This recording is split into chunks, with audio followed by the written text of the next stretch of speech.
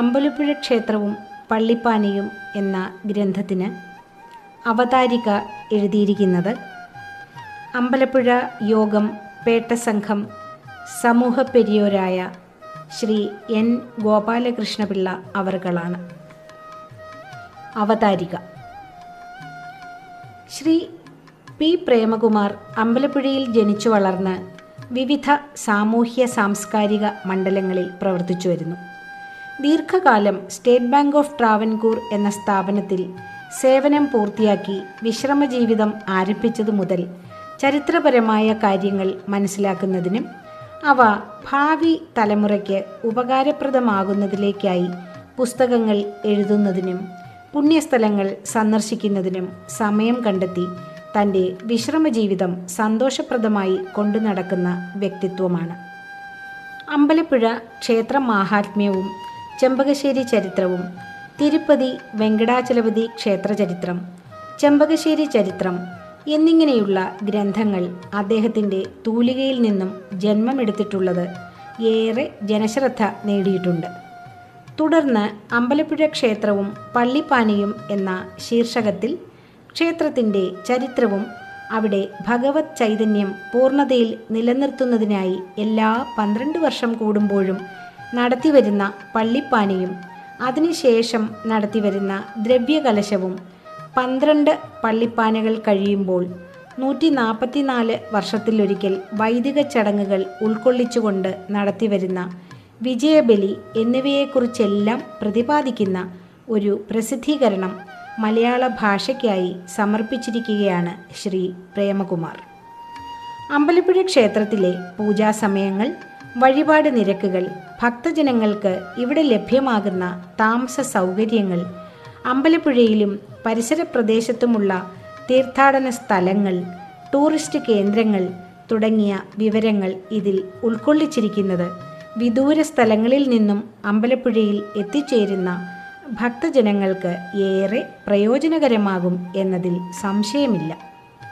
അമ്പലപ്പുഴ ക്ഷേത്രത്തിന് മഹാക്ഷേത്രം എന്ന പദവി ലഭിക്കാനുള്ള കാരണങ്ങൾ ചെമ്പകശ്ശേരി തമ്പുരാന് വില്ലുമംഗലം സ്വാമിയാരുമായി ഉണ്ടായിരുന്ന ബന്ധം, അമ്പലപ്പുഴ ക്ഷേത്രത്തിലെ പൂജാസമയങ്ങൾ, വഴിപാട് നിരക്കുകൾ, ഭക്തജനങ്ങൾക്ക് ഇവിടെ ലഭ്യമാകുന്ന താമസ സൗകര്യങ്ങൾ, അമ്പലപ്പുഴയിലും പരിസര പ്രദേശത്തുമുള്ള തീർത്ഥാടന സ്ഥലങ്ങൾ, ടൂറിസ്റ്റ് കേന്ദ്രങ്ങൾ തുടങ്ങിയ വിവരങ്ങൾ ഇതിൽ ഉൾക്കൊള്ളിച്ചിരിക്കുന്നത് വിദൂര സ്ഥലങ്ങളിൽ നിന്നും അമ്പലപ്പുഴയിൽ എത്തിച്ചേരുന്ന ഭക്തജനങ്ങൾക്ക് ഏറെ പ്രയോജനകരമാകും എന്നതിൽ സംശയമില്ല.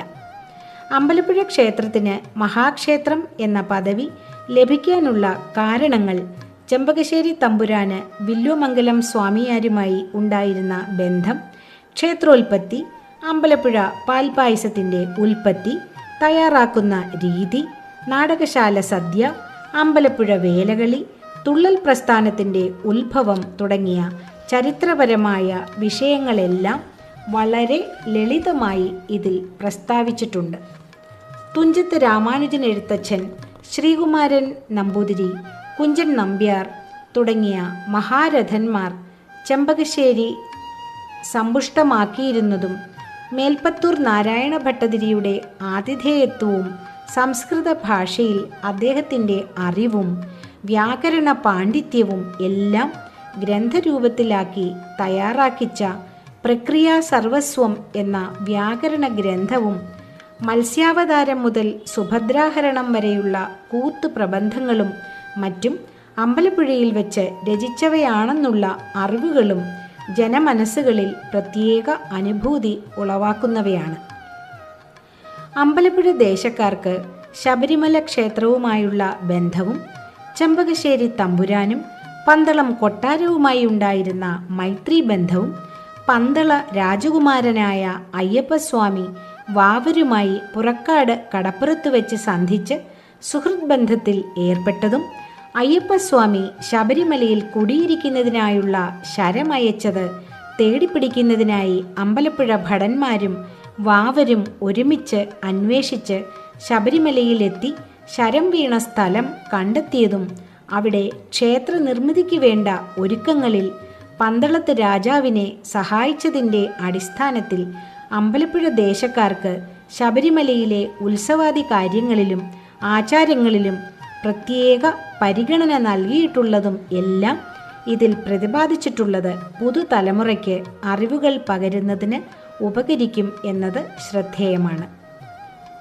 ചെമ്പകശ്ശേരി രാജാക്കന്മാർ പ്രജകളെ വർണ്ണവിവേചനങ്ങൾ കൂടാതെ പരിപാലിച്ചിരുന്നുവെന്നും ക്ഷേത്രത്തിലെ ഉത്സവാദി കാര്യങ്ങളിൽ എല്ലാ വിഭാഗങ്ങൾക്കും പ്രത്യേക ചുമതലകൾ നൽകി പങ്കെടുപ്പിച്ചിരുന്നു എന്നും വ്യക്തമായി ഈ കൃതിയിൽ പ്രസ്താവിച്ചിട്ടുണ്ട്.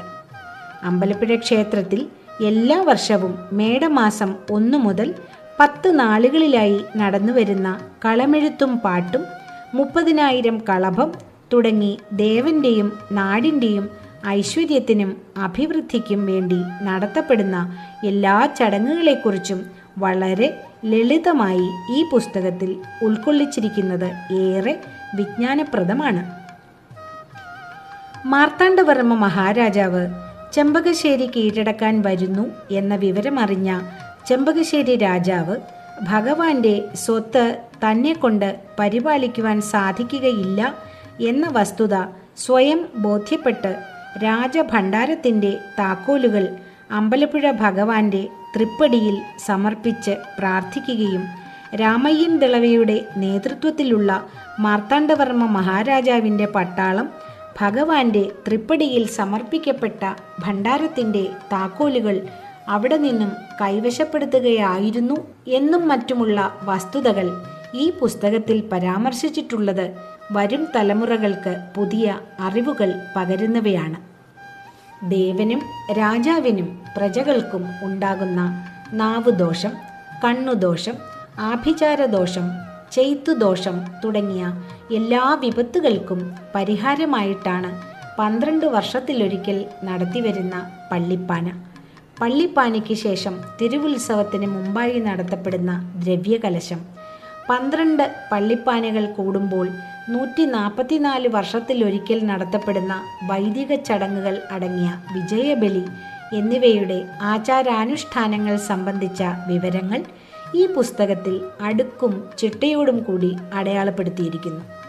15 ദിവസങ്ങളിലായി നടക്കുന്ന പള്ളിപ്പാനയുടെ കാപ്പുകെട്ട് മുതൽ ഓരോ ദിവസത്തെയും ചടങ്ങുകൾ, ആ ചടങ്ങുകൾ നടത്തുന്നതിന് അവകാശപ്പെടുത്തിയിട്ടുള്ള കുടുംബക്കാർ, ഓരോരുത്തർക്കും നിശ്ചയിച്ചിട്ടുള്ള കർമ്മങ്ങൾ, അവ നടത്തുന്നതിന് നിശ്ചയിച്ചിട്ടുള്ള സ്ഥാനങ്ങൾ, അവർക്ക് നൽകേണ്ട താമസ സൗകര്യങ്ങൾ, പാനപ്പന്തൽ, അതിലെ അനുഷ്ഠാനങ്ങൾ, ഓത്ത്, മറുവോത്ത്, അതിൻ്റെ പ്രത്യേകതകൾ, വേഷവിധാനങ്ങൾ തുടങ്ങിയവ ഇതിൽ സവിസ്തരം പ്രതിപാദിച്ചിട്ടുണ്ട്.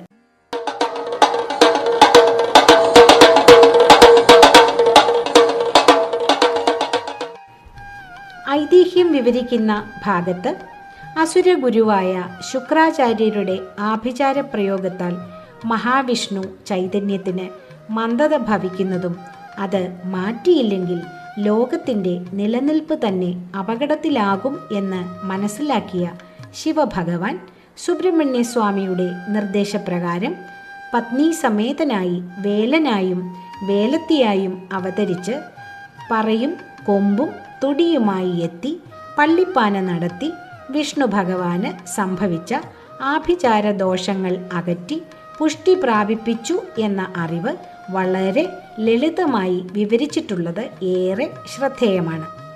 ചെമ്പകശ്ശേരി തമ്പുരാൻ അമ്പലപ്പുഴയിൽ പള്ളിപ്പാന നടത്തുന്നതിനുണ്ടായ സാഹചര്യങ്ങളെക്കുറിച്ചും ഇതിൽ കൃത്യമായി പരാമർശിച്ചിട്ടുണ്ട്.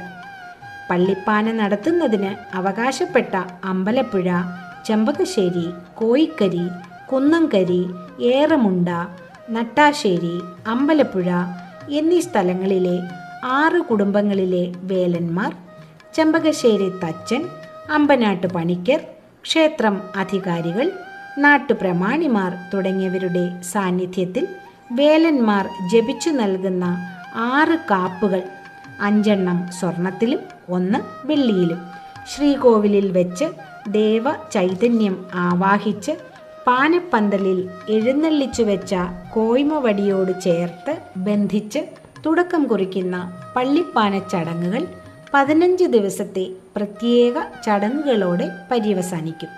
ഇതിലെ ഓരോ ദിവസത്തെയും ചടങ്ങുകളും അതിൻ്റെ പ്രത്യേകതകളും മുറ തെറ്റാതെ അടുക്കും ചിട്ടയോടും കൂടി ഈ പുസ്തകത്തിൽ പ്രതിപാദിച്ചിരിക്കുന്നു.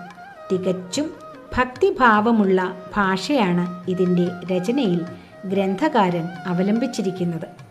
ഭാവതരംഗിതമായ ഒരു നോവൽ വായിക്കുമ്പോൾ ഉണ്ടാകുന്ന ആനന്ദമാണ് ഇതിലെ ഓരോ അധ്യായത്തിൽ നിന്നും നമുക്ക് അനുഭവവേദ്യമാകുന്നത്.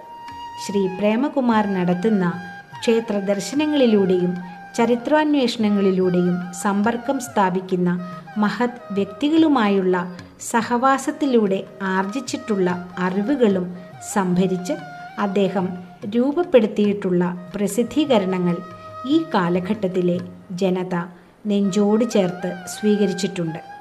അതേ ശ്രേണിയിൽ തന്നെ അതിലുപരി അംഗീകാരത്തോടെ ഈ പുസ്തകവും സജ്ജനങ്ങൾ സ്വീകരിക്കുമെന്നതിൽ തർക്കമില്ല. ഇതുപോലുള്ള അറിവുകൾ പകരുന്ന ഹൈന്ദവ സംസ്കാരങ്ങൾ ഉൾക്കൊള്ളുന്ന പുസ്തകങ്ങൾ ഈ മഹാശയൻ്റെ തൂലികയിൽ നിന്നും ഇനിയും ജന്മമെടുക്കട്ടെ എന്ന പ്രാർത്ഥനയോടെ അമ്പലപ്പുഴ ക്ഷേത്രവും പള്ളിപ്പാനയും എന്ന ഈ പ്രസിദ്ധീകരണം സജ്ജന സമക്ഷം സമർപ്പിക്കുന്നു എന്ന് എൻ ഗോപാലകൃഷ്ണപിള്ള, സമൂഹ പെരിയോർ, അമ്പലപ്പുഴ യോഗം, പേട്ട സംഘം. അദ്ദേഹം 2025 മാർച്ച് 8 ഈ അവതാരിക എഴുതിയിട്ടുള്ളത്.